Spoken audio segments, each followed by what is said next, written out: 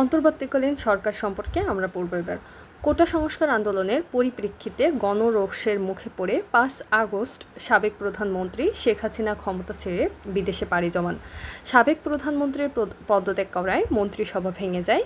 এটি সংবিধানের সরকার কাঠামো না থাকায় ঢাকাসহ বিভিন্ন অঞ্চলে আইন শৃঙ্খলার পরিস্থিতির অবনতি ঘটায়। অন্তর্বর্তীকালীন সরকারের গঠনের তাগিদে আসলে সকল রাজনৈতিক দলগুলো থেকে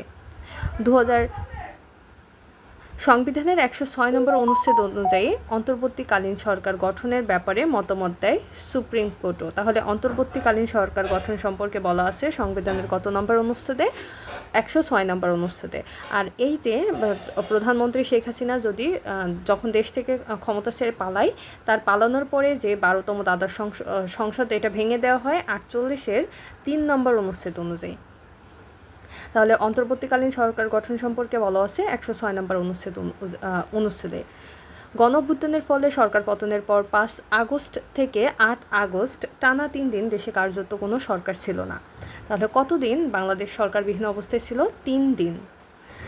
8 আগস্ট 2024-এ শপথ গ্রহণের মাধ্যমে ডক্টর মোহাম্মদ ইউনূসকে অন্তর্বর্তীকালীন সরকারের প্রধান উপদেষ্টা করে অন্তর্বর্তীকালীন সরকার গঠন করা হয়। বর্তমানে প্রধান উপদেষ্টা সহ অন্তর্বর্তীকালীন সরকারের উপদেষ্টার সংখ্যা 24 জন। আর এটা যখন এই সরকারটা প্রথম গঠিত হয় ডক্টর মোহাম্মদ ইউনূস সহ 13 জন, ইউনূস সহ 14 জন এবং ডক্টর মোহাম্মদ ইউনূস বাদে আরও বাকি 13 জন নিয়ে 8 আগস্ট 2024 সালে এই অন্তর্বর্তীকালীন সরকার প্রতিষ্ঠিত হয়। বর্তমানে এই অন্তর্বর্তীকালীন সরকারের সদস্য সংখ্যা আছে 23 জন। এই উপদেষ্টাদের মধ্যে 3 জন বৈষম্য বিরোধী ছাত্র আন্দোলনের সমন্বয়ক আছে। পূর্ববর্তী সরকারের বিরুদ্ধে জনগণের ক্ষোভ ছিল, অসন্তোষ ছিল এবং দুর্নীতির অভিযোগও ছিল। এর প্রেক্ষিতে যে অন্তর্বর্তীকালীন সরকার গঠিত হয়েছে তার সামনে রয়েছে অনেক কাজ এবং সাথে প্রত্যাশাও। বৈষম্য বিরোধী আন্দোলনে ছাত্ররা রাষ্ট্রীয় সংস্কার চায়, প্রতিষ্ঠানগুলোর সংস্কার চায় সংবিধানের সংস্কারও, সুস্থ নির্বাচন ব্যবস্থা, বিচার ব্যবস্থা, স্থানীয় সরকার ব্যবস্থা, গণমাধ্যম, অর্থনীতি এবং শিক্ষা ব্যবস্থা সংস্কার অন্তর্বর্তী সরকারের অন্যতম কাজ। অন্তর্বর্তীকালীন সরকারের মেয়াদ নির্ধারিত না থাকলেও এই সরকারের সামনে চ্যালেঞ্জও রয়েছে অনেক। শুধু রাজনৈতিক নয়, রয়েছে ভঙ্গুর অর্থনৈতিক ধাক্কাও। অর্থনীতির পুনরুদ্ধার, মুদ্রাস্ফীতি কমিয়ে এনে জনগণকে স্বস্তি দেওয়া, দুর্নীতি কমানো, পাচারকৃত টাকা ফিরিয়ে আনা সহ আরও অনেক কাজ। এসবের সাথে সবচেয়ে বড় যে কাজ রয়েছে সেটি হলো সকল সমস্যা সমাধান করে একটি গণতান্ত্রিক প্রক্রিয়ায় দেশকে নিয়ে যাতে একটি নির্বাচিত সরকারের অধীনে দেশকে রেখে যাওয়া, অর্থাৎ একটি সুস্থ নির্বাচনের ব্যবস্থা করা। নির্ধারিত মেয়াদ না থাকায় এ সকল কাজ করার জন্য যেটুকু সময় প্রয়োজন সেটুকু সময় শেষ পর্যন্ত গণতন্ত্রের দিকেই এই সরকারের যাত্রা। মূলত এই সরকার কারা হয়েছে একটি নতুন বাংলাদেশ গড়তে, রাষ্ট্র কাঠামো ঢেলে সাজানোর জন্য এবং রাষ্ট্রীয় প্রতিষ্ঠানগুলোকে একটি সুন্দর শৃঙ্খল ব্যবস্থার মাঝে নিয়ে এসে সুষ্ঠু ও নিরপেক্ষ নির্বাচনের মাধ্যমে গণতান্ত্রিক সরকারের কাছে ক্ষমতা হস্তান্তর করাই এই সরকারের একমাত্র লক্ষ্য। আর এই লক্ষ্যে নিরলস কাজ করে যাচ্ছে এই অন্তর্বর্তীকালীন সরকার। আর এই কার্যক্রমগুলোকে আরও ত্বরান্বিত করার জন্য এবং সুন্দরভাবে পরিচালনার জন্য রাষ্ট্র সংস্কারের উদ্দেশ্যে বাংলাদেশে 11টি সংস্কার কমিশন গঠন করেছে এই বর্তমান সরকার। এই সংস্কার কমিশনগুলো কি? এক হচ্ছে সংবিধান, 2 নির্বাচন ব্যবস্থা, এক হচ্ছে সংবিধান সংস্কার কমিশন যেটা অধ্যাপক আলী রিয়াজ যার প্রধান। আর আমাদের প্রধানগুলোর নামগুলো অত বেশি মনে রাখা লাগবে না, সবগুলোতে আমাদের যেটা লাগবে যেটা যেমন নির্বাচন কমিশনটা আমাদের বহুল আলোচিত। এই নির্বাচন সংস্কার কমিশনের যিনি প্রধান তিনি হচ্ছে বদিউল আলম মজুমদার।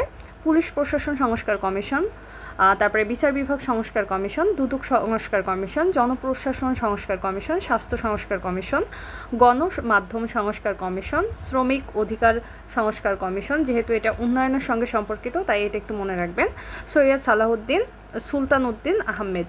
বিশেষ করে যার নামটা মনে রাখতে হবে সেটা হচ্ছে নারী বিষয়ক যে সংস্কার কমিশন সেটার যিনি প্রধান তিনি হচ্ছে শিরিন পারভীন হক, এবং এই শিরিন পারভীন হক হচ্ছে নারী পক্ষের প্রতিষ্ঠাতা। নারী পক্ষ নামে যে একটা সংগঠন আছে এই সংগঠনের প্রতিষ্ঠাতা শিরিন পারভীন হক, তিনি নারী বিষয়ক সংস্কার কমিশনের একজন প্রধান বা এই নারী বিষয়ক সংস্কার কমিশনের প্রধান তিনি।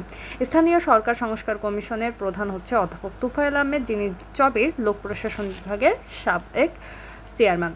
তাহলে আমরা এই যে 11টা সংস্কার কমিশন, আমরা যদি একটু এগুলো পড়ে ফেলি, যেহেতু আমাদের ফোকাস আসবে, তো এই সংস্কার কমিশনের নামগুলো যদি আমরা 11টা নাম সুন্দর মতো লিখতে পারি তাহলে আমাদের জন্য আরও বেশি হবে।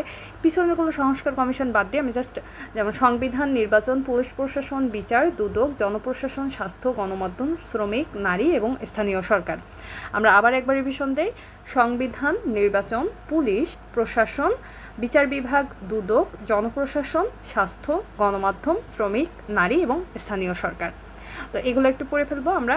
আমাদের যেটা দুইটা আমি করলাম যে এখানে হচ্ছে নির্বাচন ব্যবস্থা বা নির্বাচন সংস্কার কমিশনে যিনি আছেন তিনি হচ্ছে বদিউল আলম মজুমদার, এবং নারী বিষয়ক সংস্কার কমিশনের যিনি প্রধান আছেন তিনি শিরিন পারভিন হক, তিনি নারী পক্ষের প্রতিষ্ঠাতা, এবং লোক প্রশাসন বিভাগের সাবেক চেয়ারম্যান চবের অধ্যাপক তুফাইল আহমেদের তিনি প্রধান আছেন স্থানীয় সরকার কমিশনের।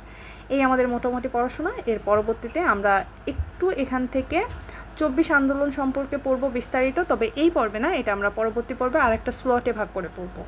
আর এমন সবগুলো গুরুত্বপূর্ণ এবং আলোচিত টপিকগুলো আমরা ধারাবাহিকভাবে আপলোড করতেছি, যাতে করে পল্লী দারিদ্র বিমোচন ব্যাংকে যে পরীক্ষা ফাউন্ডেশনের যে পরীক্ষাটা আছে 26 তারিখে, এই পরীক্ষার জন্য উপযোগী সকল ফোকাসগুলো আপনারা পেয়ে যান। বাংলা এবং ইংরেজি সকল ফোকাস আমি আস্তে আস্তে আপলোড করতেছি, আমার চ্যানেলে নজর রাখতে পারেন।